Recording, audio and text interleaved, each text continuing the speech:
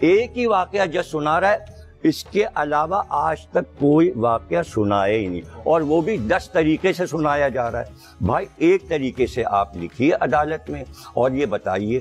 اب میں بتانا شروع کر دوں کہ قرآن میں بیٹے نے کہاں کہاں گواہی دی ہے۔ حضرت عیسیٰ بیٹے ہیں، مریم کی عصمت کی گواہی سورہ مریم نے حضرت عیسیٰ میں دیا ہے۔ اللہ کہہ رہا ہے کہ بیٹے کی گواہی چاہیے۔ ابناءنا و ابناکم، مباہلے میں بیٹے آ رہے ہیں، اپنے بیٹوں کو لاؤ۔ حسن اور حسین مباہلے میں گواہی دے رہے ہیں توحید کی، بیٹی گواہی دے رہی ہے، داماد گواہی دے رہا ہے، بھائی گواہ دے رہا ہے۔ عثمانی صاحب تک، مودودی تک یہ واقعہ اردو تفسیروں میں سرچ ہے، سب نے لکھا کہ بھائی گواہی دینے یہ لوگ آئے، اس میں ابنانا، نسانا، انفسنا، سارا تو پورا تو خاندان موجود ہے۔ تو یہ کہاں سے وہ قاضی شوری علی سے کہہ رہا ہے کہ بیٹے کی گواہی نہیں؟ یہ کیا بات ہوئی بھائی؟ کریم کو سمجھنا یہ بہت مشکل کام ہے، اور اس کو بھی سمجھنا ہے کہ گواہی جو ہوتی ہے، جس کو عربی میں شہادت کہتے ہیں، تو اس شہادت کا جو معیار شریعت نے رکھا ہے وہ ہر جگہ یکساں نہیں رکھا۔ قتل کی گواہی، زنا کی گواہی، چوری کی گواہی، جس پر حد جاری ہوتی ہے اس کی گواہی، جس پر تعزیرات جاری ہوتی ہے اس کی گواہی، تو اس کو بھی سمجھنا چاہیے۔ یعنی بعض اوقات ہم ساری چیزوں کو ایک ہی لاٹھی سے ہانک رہے ہوتے ہیں۔ اب یہ جو قرآن کریم میں ہے، ندعو ابناءنا و ابناءکم و نساءنا و نساءکم و انفسنا و انفسکم، جس میں اپنی اولاد کو، اپنی بیویوں کو بلایا جا رہا ہے، تو وہ گواہی ہے ہی نہیں، وہ تو مباہلے کا ذکر ہے۔ اور قرآن خود کہتا ہے نبتہل، آؤ مباہلہ کرو۔ تو ہمیں مناظرے کا اور مباہلے کا فرق نہیں معلوم، ہمیں گواہی کا اور حدود اور تعزیرات کا فرق نہیں معلوم، ہمیں انفرادی اور اجتماعی طور پر گواہوں میں کیا فرق ہوتا ہے، ہمیں وہ ڈسکریمنیشن نہیں معلوم۔ یہ جو قاضی شریح رحمۃ اللہ علیہ کا واقعہ ہے حضرت علی رضی اللہ تعالیٰ عنہ کے بارے میں، ججز کے فیصلے اور اردو کتابوں کے ہم حوالے ہی نہیں دیتے ہیں۔ الحمدللہ ہم تو قرآن اور سنت کے حوالے بھی دیتے ہیں، ریفرنسز بھی کوٹ کرتے ہیں، یہ باقاعدہ روایات میں موجود ہیں۔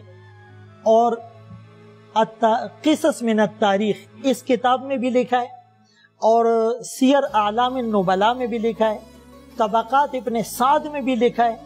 یہ وہ کتابیں ہیں جنہوں نے ان خلفاء کی چھاؤں میں زندگی گزاری۔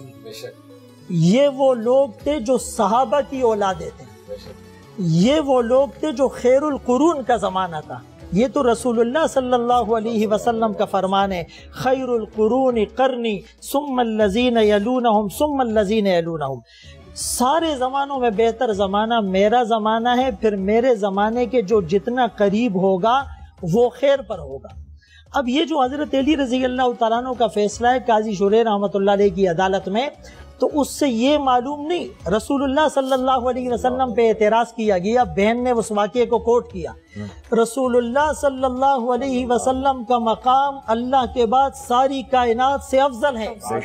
آمنہ کا لال عبداللہ کا نور نظر، مکہ کا در یتیم، سرور کائنات، شاف محشر، وجہ کائنات، افضل الرسل، سید الانبیاء، سید الاتقیاء، امام المجاہدین، امام المبلغین، والا علی کمالی جمالی نوالی عطائی ثنائی بیانی شانی قرآن محمد، ان کا مقام کسی کا نہیں۔ اس نبی پر اعتراض نہیں ہوا، اس نبی علیہ السلام پر ذوالخویسرہ منافق نے کیا اعتراض کیا کہ آپ نے یہ جو تقسیم کی ہے یہ ٹھیک نہیں کی ہے، کیا آقا کو پتہ نہیں تھا کہ میں ٹھیک کر رہا ہوں یا نہیں؟ رسول اللہ صلی اللہ علیہ وسلم نے تالیف قلبی کے لیے کچھ سرداروں کو زیادہ دیا تھا، اور پھر آپ نے ناراضگی کا اظہار کر کے کہا تھا کہ میں یعدل اذ لم اعدل، اگر میں انصاف نہیں کرتا تو انصاف کون کرے گا؟ تو یاد رہے کہ بعض واقعات جو کتب احادیث میں موجود ہیں اس سے کسی خلیفہ کی کسی صحابی کی شان کم نہیں ہوتی۔ حضرت علی رضی اللہ تعالیٰ عنہ فاتح خیبر ہیں اور جو ہے وہ مرحب کو قتل کرنے والے ہیں اور داماد رسول ہیں اور چچا زاد رسول ہیں، اور ابو الحسن ابو الحسین اور ابو الحسنہ ہیں، ابو الحسنین ہیں۔ حضرت فاطمہ لخت جگر اور جگر گوشہ کائنات رسول صلی اللہ علیہ وسلم کے شوہر ہیں، وہ ہمارے سر آنکھوں پر ہیں، لیکن رسول اللہ صلی اللہ علیہ وسلم کے مقابل تو نہیں ہو سکتے۔ تو رسول اللہ صلی اللہ علیہ وسلم پر بھی اعتراض ہوئے تھے، اور وہ اعتراضات قرآن کریم میں موجود ہیں۔